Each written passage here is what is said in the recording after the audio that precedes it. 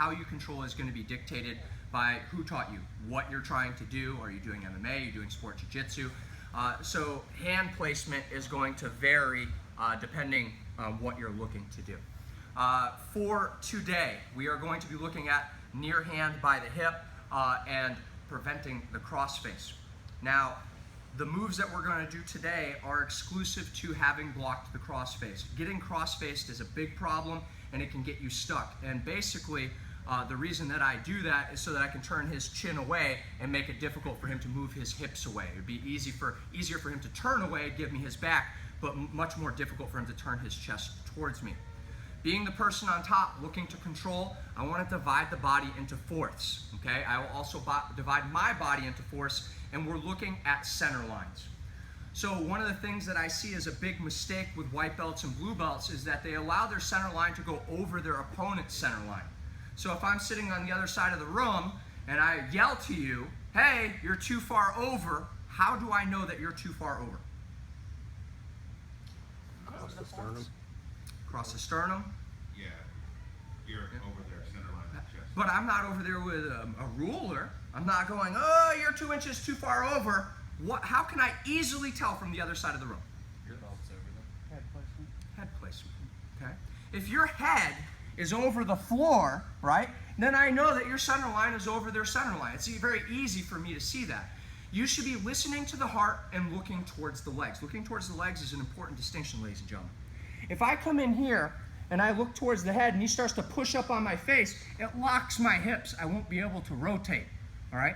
If my head is facing the legs and he starts to push on my head, I can use my hips to compensate. Does that make sense, ladies and gentlemen? So when I'm looking to control him, I want my head over his chest, not the floor. I want to envision just controlling this one pectoral muscle, and I don't want my center line, okay, to go over his center line. And I understand that we're going in different center lines here. But I don't want the center of my chest to go over the center of his chest. Does that make sense? There are basically 4 options. 1, the person on bottom is going to shrimp and recompose guard. 2, they're going to try and belly down in front of you. 3, they're going to try and roll you over, right? Or 4, they're going to try and underhook and come out the back. Those are really the 4 options that they have. Make sense? So now that we've kind of talked about center lines and different hand positioning, just very general, right? The escapes we're going to use are exclusive here. So, switch it up. You're on top. One of the big mistakes that people make is they give up the crossface. They give up the crossface because they try to resist rather than counter. And as he starts cutting the corner, people try to come out here and block. The problem with that is the arm can jump. Next thing, that's a different position. So as he starts to pass, I need to protect myself. I'm going to protect myself by one hand on my forehead. That's a great way to protect against the crossface. And my second hand is going to come across into that Napoleon type position. So even when he comes in here to get that side control position, he doesn't have the ability to turn my chin, which is what the crossface is. Having the ability, go ahead and put some pressure into me. Having the ability to turn my chin means that I have the ability to turn my hips. And I lose that as soon as he starts turning my chin away. Now this hand, being underneath the arm, can lead to underhooks. If I can force him to hop his hand to the other side, then out the back becomes a very easy transition. So the first thing that we're going to do is we're going to look at this hand down here by the hip, because this can be a big problem for me. Still blocking the crossface, my hand comes through and it's in that thumb down position. I want my pointer finger up here on the elbow, and I want to keep my elbow nice and tight.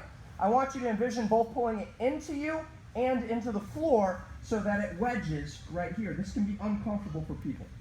Now the first movement is going to involve me shrimping away. We're going to go over a couple of different variations today. The first one, when I shrimp, my opponent does not move. Shrimp, oh, he didn't move. Awesome, free movement. My shin comes in. Now it's important that I don't let go of this tricep. If I do that, I can open up myself to getting inverted heel hook, leg lock, all that other happy jazz. I want you to make sure you're keeping this pulled in until that top leg comes over top of the tricep. And that pinching down motion is not pleasurable, is it, Mr. Patrick? Now that I have that pinched, I can let go and start threatening this towards the back. Now he won't be able to fall back. In reality, when I let go with my hand, he realizes that this is in danger, and he's going to start to sit up. When he sits up, I just use that space to come back to guard. Again, let's look at a little bit different angle. Blocking the face, hand is in that Napoleon, right? I don't allow him to cross face me. Go ahead and put some pressure into me. That second hand comes down here. I shrimp the hips away. My shin comes across. Top leg pinches, control up. Anytime that they start to posture, we use that to get back into the game. One more time, kind of that first angle again. One, hand is here, he puts some weight into me. I've got control of that elbow down here. I'm pulling it both into me and onto the floor. When I move my hips, he doesn't move. 1, 2, 3, back to guard. Make sense, ladies and gentlemen? Yes, sir. All right, let's get it. 1, 2. It's a little inconceivable, the difference between feeling my knee drop over and having your arm kind of lock out and, oh, I really have to posture. But that accounts for your partner not doing anything, which just isn't the case when you grapple, right? They're going to move, right? And one of the first things that people will start to do is they're going to try and lift that arm off the floor. Now, they're going to be hesitant to go all the way across the body because of the way that we're controlling on the back of that tricep. They basically impale themselves on your underhook if that happens, and we come out the back. We'll do that later in the week. But the progression is once they start to lift their hand off the floor, a lot of times they don't want to go all the way over, but they'll put the hand between the legs, especially a lot of wrestlers that like to drive forward. They can lift up, but we can punish them for putting that hand between the legs. We are going to look at the reverse triangle, but only as a way to get the reverse armbar, as a way to dominate. Very specific and technical way of doing this, and so we need to make sure that we do that rather than just squeezing on someone's head, because you don't make any friends when we do that. So when I come into this position, he starts to put some pressure into me. This hand starts to come off the floor when I shrimp, and it'll be easy when it comes off the floor to jam it between your legs. Now here's the mistake that I see. I see people try to hop the leg here. Number one, I kick or knee him in the head. Number two, I don't have the flexibility this way with my legs that I do this way with my legs. And so what we're going to do is I'm going to take my inside leg and I'm going to turn it all the way over so that my knee traps over top of the back of the tricep. Now from here, I let go a little bit early, ladies and gentlemen, but now from here, when I let go, he can't easily pull his arm out. And you see it's pulled his head past my center line. This is a good thing. In order for him to try and rip this arm out, he would have to even compromise his base more, and people won't want to do that. Now what you're going to see is that when I start to cup on the ear, I can use this flexibility in this zone rather than this zone. So you should not be back flat because they'll be able to rip their tricep out. So I want that top knee over the back of the tricep, and then I'm going to bring the leg around, and I'm going to hit my triangle. Now this can be a good submission, but this is the higher percentage submission. Now we can come up and we can take the reverse armbar. Let's look at it again. Napoleon, I'm blocking the head as well. I get control. From here, when I shrimp, he lifts that up. I turn my knees to the outside. From here, stuffing, control, and then we're going to attack the arm. One more time. Let's look at it at a little bit different angle here. One, stop. A little bit different angle here. This is the important one. So I'm here. When I strip my hips away, this came off the floor. I stuff it and turn my hips to the outside. Two, and control, and then there's that reverse armbar. Let's look at the reverse armbar. One more angle. One, hand, stuff, turn those hips. Two, control, reverse armbar. Make sense, ladies and gentlemen? Yes, sir. Be easy on that reverse armbar because the head and shoulder are all isolated. That arm, when their head gets stuffed, extends in a way that it doesn't usually for reverse armbar. Ready? Yep. 1, 2. We've talked about what happens if they don't move. They just sit there, right? And a lot of times when they don't move, they're heavy on their hips or heavy on their toes. It's difficult to try and roll them over. And then they don't like that, right? They don't like you getting back into the game, so they start trying to come over in between the legs. So then we got this little move right here. So people won't want to put their hand between your legs. They don't want to go all the way over, which we're going to cover that a little bit later in the week. And so where do they go? Well, they compensate by driving into you and crushing you, trying to smash you. That's something most of the white belts and blue belts in here should be pretty familiar with, right? Like, I'm stuck on side control bottom, I can't get up. Normal. But here's what we need to understand. Base, posture, balance, all of these things are very important. And knowing that they can't lift their hands off the floor, knowing that their center lines are going to get compromised, can allow us to load up some defenses. So here's what we're going to do. Everyone together, except for Josh because he's working the camera. Here's what I want you to do. I want you to get in this little referee position with your hands on the floor. Right on. This is pretty cool, right? Now lift the hand off the floor. Ah, that's pretty easy, right? Lift the hand off the floor. Now, go to the push-up position, right? So your hands are underneath your shoulders. This is a nice position. Now we lift our hands off the floor, and that's harder, right? So now here's what I want you to do.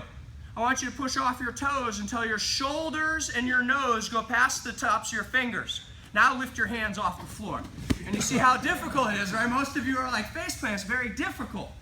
So what you need to recognize is it's very difficult for people to posture and very difficult for people to move their hands off the floor when they're driving into you.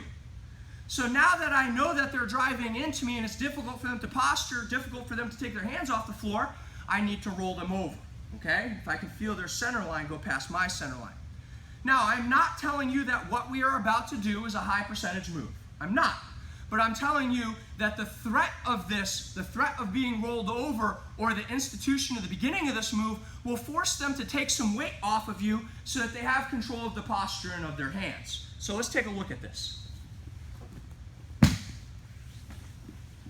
So same thing, he really starts to put some pressure on me. This is bad, and you can see his head is starting to get compromised. That's what happens when he pushes over the tops of his fingers. So I'm going to move my hips once to see what he's going to do, and he puts some pressure back into me. Oh, that's a problem. So now I'm going to move my hips away, but then the danger starts coming in. I need to be brave. Brave people run towards the danger, ladies and gentlemen. So as I feel his pressure coming back into me, I'm going to move my hips towards him, and then I'm going to push him over with my elbow. The important thing is that my elbow is near the center line.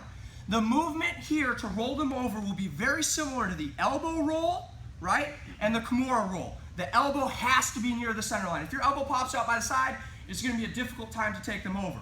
Remember, they're going hip over hip, not heels over head. Again. So again, remember this hand, it's not going to be easy for him to take his hand off the floor, especially when I start to roll him. It's not going to be easy for him to take his own hand off the floor because he's compromised his balance and posture by allowing his nose and chin and everything to go over the end of his fingertips. So I move my hips, he starts to put pressure in me. Remember, brave people move their hips towards, and then I'm going to push with that elbow over top. Now, I'm not grunting, I'm not moving, I've got good timing, I've got good perception. In reality, the threat of this will make them back off of you. When they back off of you, what should you do? Knee in, go back to guard. Let's look at what this would look like in reality, okay? So I start to come here, right? I move, he comes in, I start to push him. Come on, fight it, right? Hips back in, right? Don't kick your partner in the face. And in reality, I let him come back in. My elbow was pretty deep underneath his body. Elbow near the center line. Without Patrick, this is what it looks like. So I'm here, right? I'll turn a little bit. So I'm here, the hand's trapping that elbow, right? I move my hips away, he starts to come in. Remember, the power of being able to turn your chin is so good, ladies and gentlemen. So when he starts to put pressure into me, I move my hips towards him, and I'll push with this elbow over top. Make sense? Yes, sir. Timing is real, ladies and gentlemen. Let's get it. 1, 2.